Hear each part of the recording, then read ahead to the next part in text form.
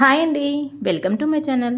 ఈరోజు టేస్టీగా గ్రేవీగా స్పైసీగా నాటుకోడి కర్రీ ఎలా ప్రిపేర్ చేసుకోవడం చూపిస్తాండి. చాలా అంటే చాలా బాగుంటుంది. ఫస్ట్ టైం చేసుకునే వాళ్ళు కూడా చాలా ఈజీగా ప్రిపేర్ చేసేసుకోవచ్చు, అంత బాగుంటుంది. మీరు చూసి తప్పకుండా ట్రై చేసేయండి. దానికోసం నాటుకోడి శుభ్రంగా క్లీన్ చేసుకున్న నాటుకోడి కర్రీ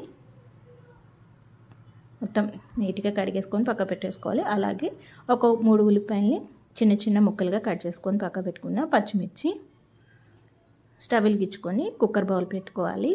ఈ నాటుకోడి కర్రీని కుక్కర్లో వేసుకుంటేనే చాలా చాలా బాగుంటుందండి. చాలా మెత్తగా కూడా ఉంటుంది. నార్మల్గా కన్నా ఇలా కుక్కర్లో ట్రై చేయండి, చాలా బాగుంటుంది. కుక్కర్ బౌల్ పెట్టుకొని దాంట్లో ఒక 5 గరిటెల వరకు ఆయిల్ వేసుకుంటున్నాను. దీనికి ఆయిల్ ఎక్కువ ఉండాలి. నాన్ వెజ్ కర్రీస్కి, మామూలు కర్రీ కన్నా నాన్ వెజ్కి కొంచెం ఆయిల్ ఉంటేనే బాగుంటుంది. ఆ నీసు వాసన అనేది లేకుండా టేస్ట్ ఉంటుంది, గుజ్జు కూడా ఉంటుంది. మసాలా కోసమని ఎండు కొబ్బరి, ఇలాచి, బిర్యానీ దినుసులు, ధనియాల పొడి, బిర్యానీ ఆకు, ఒక 3 ఎండుమిర్చి, కాజు, దాల్చిన చెక్క, లవంగం మొగ్గ, ఇవన్నీ స్పైసెస్ జస్ట్ లైట్గా ఫ్రై చేసుకోవాలి. ఉల్లిపాయలు బాగా మగ్గిపోయిన తర్వాత, బ్రౌన్ కలర్ వచ్చిన తర్వాత మనం క్లీన్ చేసి పెట్టుకున్న నాటుకోడి ముక్కలు వేసేసుకోవాలి.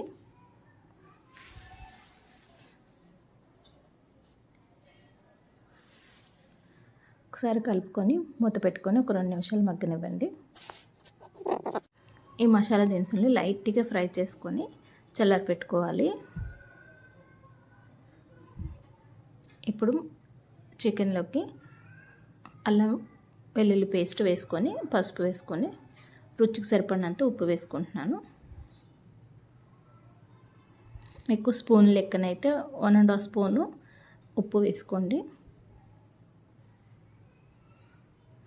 ఎక్కువ మగ్గితేనే టేస్ట్ బాగుంటుంది. కొంచెం సిమ్లో పెట్టుకొని మగ్గనివ్వండి. ఉప్పు, పసుపు, అల్లం వెల్లుల్లి పేస్ట్ ముక్కలకు పట్టే విధంగా. మనం ఫ్రై చేసుకున్న మసాలాలు చల్లారిన తర్వాత మిక్సీ జార్లోకి వేసుకొని పౌడర్లా చేసుకోవాలి. ఈ విధంగా చక్కగా మగ్గిపోయినాయి చూడండి.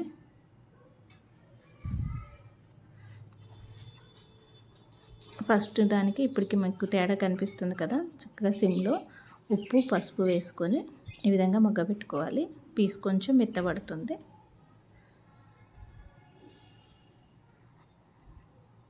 ఈ విధంగా మగ్గిపోయిన తర్వాత కారం యాడ్ చేసుకోవాలి. మీకు కారం ఎక్కువగా ఇష్టం అనుకుంటే ఎక్కువ వేసుకోండి. కొంచెం కారం తక్కువ తింటామంటే లైట్గా వేసుకోండి. ఇక్కడ నేనైతే 2.5 స్పూన్ల వరకు కారం వేసుకుంటున్నాను. మాది కారం కొంచెం బాగా ఘాటు ఉంటుంది. ఈ నాటుకోడి అనేది స్పైసీగా ఉంటేనే, మసాలా అవి కారంగా ఉంటేనే బాగుంటుంది. కొంచెం కారం ఎక్కువ ఉంటేనే బాగుంటుంది చికెన్ కన్నా. మనం రెడీ చేసుకున్న మసాలా పౌడర్ ఉంది కదండి, ఈ విధంగా ఫైన్గా పౌడర్ చేసుకొని ఈ చికెన్లోకి యాడ్ చేసేసుకుంటున్నాను. ఎండు కొబ్బరి, మసాలా దినుసులు, దాల్చిన చెక్క, లవంగం మొగ్గ, షాజీరా, ఇలాచి, అలాగే ధనియాలు, కాజు, ఇవన్నీ లైట్గా ఫ్రై చేసుకొని చల్లారిన తర్వాత పౌడర్ పెట్టుకున్నాం కదా, ఆ పౌడర్ని కూడా ఇప్పుడు ఇందులోనే డైరెక్ట్గా వేసుకొని బాగా కలుపుకొని ముక్కకు పట్టిన తర్వాత వాటర్ని అయితే యాడ్ చేస్తున్నాను. ఒక 2 గ్లాసుల వరకు వాటర్ని పోసుకోవాలి. వాటర్ కూడా పోసుకున్న తర్వాత బాగా కలుపుకొని మూత పెట్టేసుకొని విజిల్స్ అయితే రానివ్వాలి. మీరు ఒక 8 విజిల్స్ వరకు వస్తే ముక్క చాలా అంటే చాలా సాఫ్ట్గా అయిపోతుంది. మూత పెట్టేసుకొని విజిల్ పెట్టుకొని ఒక 8 విజిల్స్ వచ్చే వరకు కుక్ చేసుకోండి. ప్రెషర్ అయిపోయిన తర్వాత చల్లారిన తర్వాత మూత తీసుకొని కొంచెం సేపు స్టవ్ మీద ఉంచుకొని లాస్ట్ అండ్ ఫైనల్గా కొత్తిమీర యాడ్ చేసుకొని కొద్దిగా దగ్గరకు వచ్చే వరకు, ఆయిల్ అంతా పైకి వచ్చేసే వరకు కుక్ చేసుకుంటే సరిపోతుంది. గ్రేవీగా చాలా అంటే చాలా టేస్టీగా ఉంటుంది. ముక్క కూడా చాలా సాఫ్ట్గా ఉడికిపోతుంది. మీరు ఒకసారి నాటుకోడి కర్రీని ఇలాగా ట్రై చేయండి, చాలా చాలా బాగుంటుంది. స్టవ్ ఆఫ్ చేసుకొని సర్వ్ చేసుకుంటే ఎంతో టేస్టీగా నాటుకోడి కర్రీ అయితే చాలా బాగుంటుందండి. ముక్క కూడా చాలా మెత్తగా కుక్ అయిపోయింది. ఈ విధంగా రెడీ చేసుకొని టిఫిన్స్లోకి, చపాతీ, పూరి, అలాగే గారెల్లోకి, టిఫిన్స్లోకి, రైస్లోకి, బిర్యానీలోకి, బగారా రైస్లోకి చాలా చాలా టేస్టీగా ఉంటుంది.